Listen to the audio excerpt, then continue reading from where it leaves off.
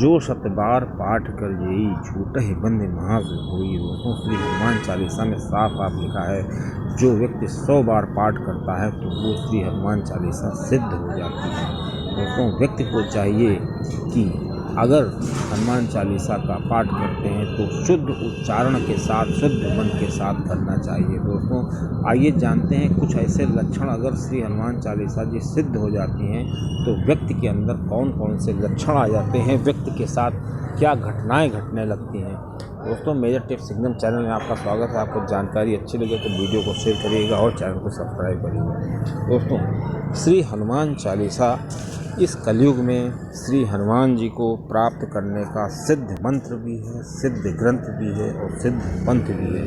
दोस्तों श्री हनुमान चालीसा श्री हनुमान जी के पास जाने का सबसे सरल और सुगम माध्यम है। दोस्तों श्री हनुमान चालीसा का पाठ मात्र करने से श्री हनुमान जी की कृपा प्राप्त हो जाती है। दोस्तों श्री हनुमान जी कलयुग के देवता माने जाते हैं। माना जाता है इस कलयुग में साक्षात श्री हनुमान जी की उपस्थिति को भक्तों ने अनुभव किया है। दोस्तों श्री हनुमान जी की कृपा प्राप्त करने के लिए श्री हनुमान चालीसा का पाठ अगर 100 बार किया जाए तो 100 बार पाठ करने का ये नियम है कि अगर इसको 12 बजे रात से शुरू किया जाए और 100 पाठ किए जाए तो 100 पाठ करने के बाद श्री हनुमान जी की कृपा प्राप्त होने लगती है और श्री हनुमान चालीसा सिद्ध हो जाती है।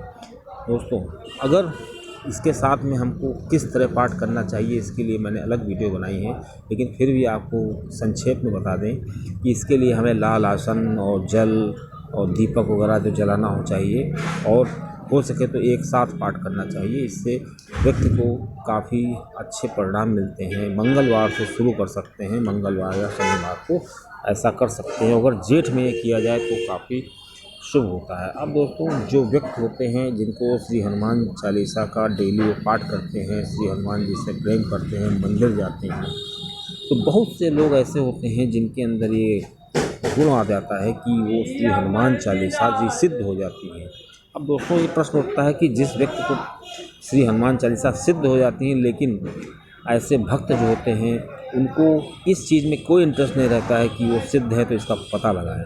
दोस्तों कुछ भक्त ऐसे होते हैं जो सिद्ध करने के लिए ऐसा करते हैं। कुछ लोग जो सच्चे भक्त होते हैं वो किसी रिजल्ट का इंतजार नहीं करते हैं, बस श्री हनुमान चालीसा का प्रेम से पाठ करते रहते हैं। अब दोस्तों जब हमारे पास ये सिद्धियां आ जाती हैं, जब श्री हनुमान चालीसा जैसे सिद्ध हो गई तो हमको पता ज़रूर लगाना चाहिए कि क्या ऐसे लक्षण हैं, कौन सी ऐसी चीज़ें हैं जिससे हमको ये पता चल जाता है कि श्री हनुमान चालीसा की सिद्ध हो गई है। दोस्तों आइए इस वीडियो में कुछ संक्षेप में जानते हैं कि कौन कौन से ऐसे लक्षण होते हैं जो ये बताते हैं श्री हनुमान चालीसा जी सिद्ध हो गई है। दोस्तों सबसे पहला लक्षण ये होता है कि जिस व्यक्ति को श्री हनुमान चालीसा की कृपा प्राप्त हो जाती है, श्री हनुमान चालीसा सिद्ध हो जाती है, उसको सबसे पहले स्वप्न में श्री हनुमान जी के दर्शन जरूर होते हैं, या श्री हनुमान जी के दर्शन नहीं होंगे तो उसको किसी मंदिर के दर्शन होंगे, वो ऐसे मंदिर के दर्शन होंगे जहां वो लगातार जाता है। और ऐसा भी हो सकता है कि वो श्री हनुमान चालीसा को बार बार पढ़ रहा हो,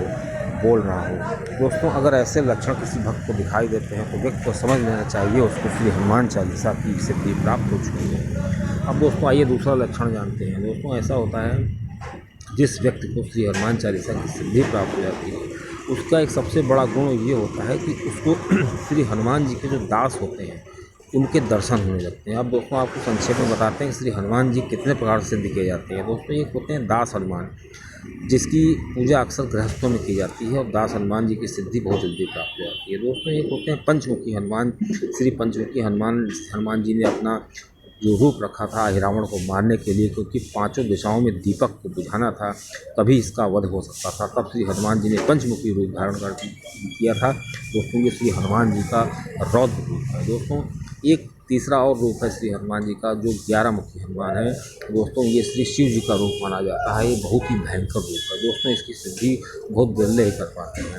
दोस्तों मेहंदीपुर बालाजी में जैसे बाल श्री हनुमान जी की पूजा होती है तो बाल हनुमान जी की भी सिद्धि कर सकते हैं दोस्तों। तो हम आपको बता रहे थे दूसरा लक्षण। दोस्तों दूसरा लक्षण ये होता है कि जो श्री हनुमान चालीसा को सिद्ध किए हुए भक्त होते हैं उनके अंदर ये खासियत होती है कि उनको वीरों की प्राप्ति होने लगती है, उनको ऐसे भक्त मिलने लगते हैं, ऐसे लोग मिलने लगते हैं जो श्री हनुमान जी के भक्त होते हैं, उनसे उनका सानिध्य और प्रेम मिलने लगता है। दोस्तों आइए आपको अगला उपाय बताते हैं, कौन सी ऐसी तीसरी चीज़ है, कौन से ऐसे लक्षण है जो श्री हनुमान जी के भक्तों में अक्सर दिखाई देने लगती है। दोस्तों तीसरा लक्षण ये है, जो श्री हनुमान जी के भक्त होते हैं अगर श्री हनुमान जी का नाम लेकर के हनुमान जी का कोई अनुष्ठान करते हैं किसी पर्टिकुलर काम के लिए, जैसे मान लो किसी के बच्चे का कोई ऐसा संकल्प है, कोई ऐसा रोग है जिसके लिए वो श्री हनुमान जी के लिए हवन करते हैं, पूजा पाठ करते हैं, तो ऐसा लक्षण व्यक्ति के अंदर आ जाता है कि वो पाठ पूरा होते ही वो काम सिद्ध हो जाता है। ये सबसे बड़ा लक्षण है कि जो व्यक्ति श्री हनुमान जी का नाम लेकर के और उसको सिद्धि प्राप्त है और वो कोई अनुष्ठान करता है तो वो पूर्ण हो जाता है। दोस्तों ये एक अच्छा लक्षण है श्री हनुमान जी के द्वारा श्री हनुमान चालीसा की सिद्धि को प्राप्त करने का।